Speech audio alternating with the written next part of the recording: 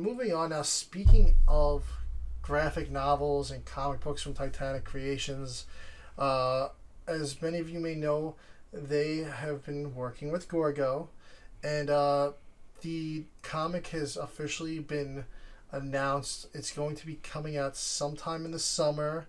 It's going to be called Gorgo Legacy. And now I actually thought when they announced this that it was going to be a sequel series, but it turns out it's going to be a prequel series.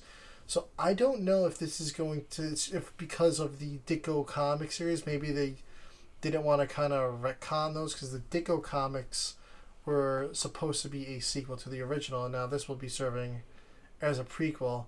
It's going to be a 60-page book. It's going to be running for $12.99, and we are hoping to have the artist Patrick McAvoy and the creator Mac McClintock.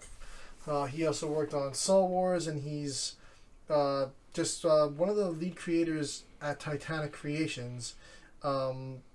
He's behind the story for this. We're hoping to have them on the show sometime soon to discuss this comic book. But in our discussions, it sounded like they might be going a crowdfunding route of some sort for this. I'm not 100% sure yet. Pat said they were working out the details, and once he figured out the exact dates and time frame and what was going on, he would be glad to come on here to talk with us. So we're really looking forward to talking to those guys about some Gorgo.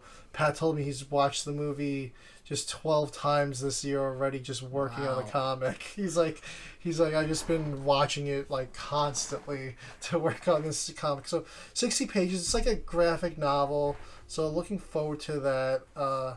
Like I said, they did a fantastic job with Soul War. If you have not read that or picked it up yet, I highly, highly recommend it.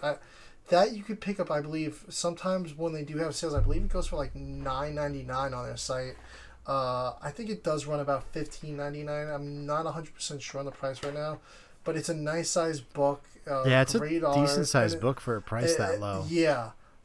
I think it's definitely more than 60 pages. It was a pretty lengthy graphic novel. And that you know, just reading that book, it's just like the amount of work that went into building the lore for all of these kaijus and everything. It's just like, and it wasn't just like one story too. There's a lot of characters with intertwined stories in this book. There's kind of like 3 different storylines going on in this book. Yeah, I'm kind of interested to see what they do with Gorgo, just because I felt that the movie had such uninteresting human characters. Yes. That are they going to try to keep that as a theme to Gorgo, or are they going to actually give us some human stories in this? They did mention that some of the Soul Wars characters were going to carry over into here. So I don't know if it's human characters. In Soul Wars, there is like a special secret kaiju agency. So I don't know if they're going to be working in the shadows here in Gorgo. And I'm kind of curious now if we're going to see an adaptation of Yangare and Pulgasari.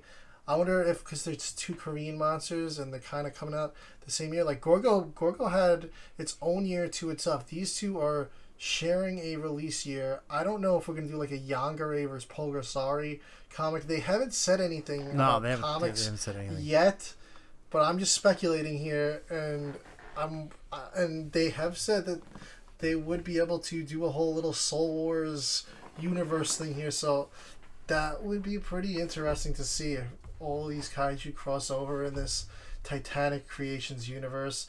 And I know they're still hunting down other kaiju and monsters to do figures of. They're really stepping it up. Do Reptilicus. It's actually a pretty interesting design. Like, yes. Reptilicus, Rhinoceros, all those 50s kaiju. I mean... Oh, yeah. Yeah, I mean, we are in a time of retro. I mean, we talked about it last episode with the Blob, them, and Attack of the 50-Foot Woman. We are in a time, man. I'm excited about this. Oh, could you imagine a Beast in 20,000 Fathoms figure? Yes. That would be... Yeah. That'd be really good. Exactly. I mean... Because there's no other kaiju like that. You know what I mean? Like, it's not the generic lizard humanoid thing. It's like it's like it's a dinosaur, it's a sea monster, it's a sea serpent, type of thing. No, yeah. Include the lighthouse, like it would be really cool. Yeah, that's what I was saying. I think they're hunting. Yeah, that's the Rhedosaurus. I think they're hunting it. They're trying to get it. That I believe. I remember seeing.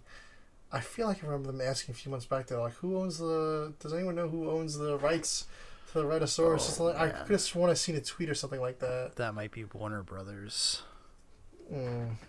Because they bought the movie, but who knows if they bought the right to the characters? Yeah. I have no idea.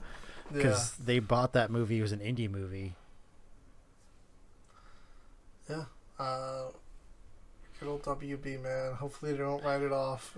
Yeah. Yeah, just like they did Rooster Teeth. God, awful. Yeah. Awful news. Yeah.